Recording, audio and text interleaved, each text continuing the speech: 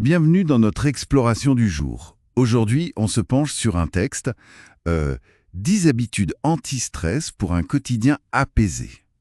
L'objectif, c'est d'en extraire des stratégies, des trucs concrets, faciles à mettre en place pour se sentir un peu mieux, plus serein au jour le jour. Alors, allons-y.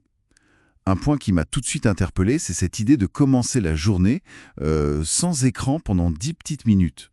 Le texte dit que ça évite de mettre le cerveau direct en mode panique. Oui, c'est ça. Et aussi, un truc tout bête, boire de l'eau avant le café. Apparemment, ça pourrait diminuer l'anxiété, simplement parce qu'on est souvent déshydraté le matin. Ce qui est assez fascinant, en fait, c'est de voir comment ces tout petits ajustements du matin peuvent avoir un impact direct sur notre état physiologique et même mental pour le reste de la journée. L'idée de l'écran, c'est vraiment de créer consciemment un petit sas de décompression, si on veut, avant le rush d'infos. Oui, un moment de calme. Exactement. Et l'eau, c'est basique, mais ça répond à un besoin fondamental qui, d'après l'article, influence notre humeur générale. Des petits gestes, mais avec un potentiel assez grand finalement. Intéressant, ouais. Alors, continuons.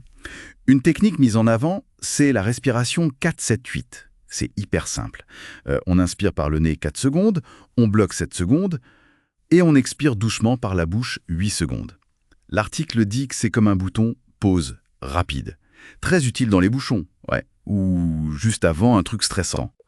C'est ça qui est fort, cette respiration très rythmée, elle agit un peu comme un interrupteur manuel sur notre système nerveux. Elle active ce qu'on appelle le système parasympathique, le frein naturel du corps face au stress, D'accord, ça signale au corps de ralentir. Voilà, c'est un outil qu'on a toujours sur soi, en fait, très puissant. Un autre outil, peut-être un peu plus surprenant, l'habitude numéro 5, le vidage de cerveau. Là, ça devient vraiment intéressant. On prend 5 minutes, une feuille, un stylo, et on écrit tout. Absolument tout ce qui nous passe par la tête. Les soucis, les idées, les trucs à faire, peu importe. Et l'étape clé, après, on jette la feuille. Oui.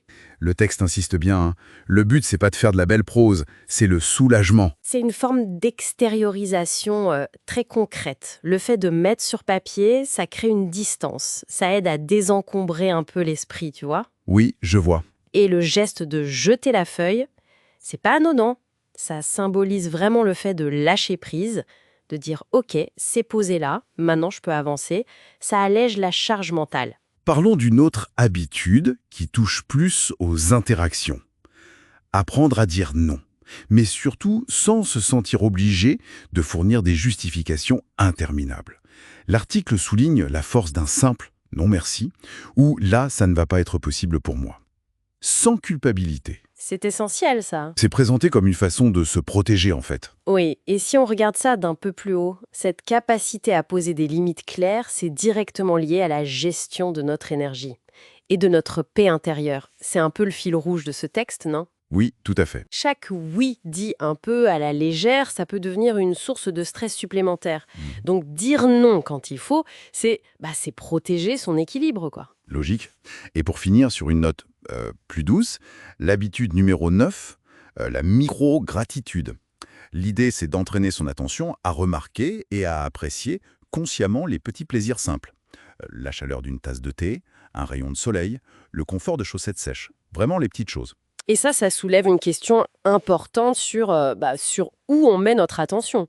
En cultivant activement ces petits moments de gratitude, comme le suggère l'article, on rééduque un peu notre cerveau. On lui apprend à ne pas voir que le stress ou le négatif, mais aussi à reconnaître ces instants de bien-être, même s'ils sont courts. C'est un rééquilibrage ensemble. Oui, un rééquilibrage perceptif qui favorise un état d'esprit plus apaisé. Bon, alors au final, qu'est-ce qu'on retient de tout ça ?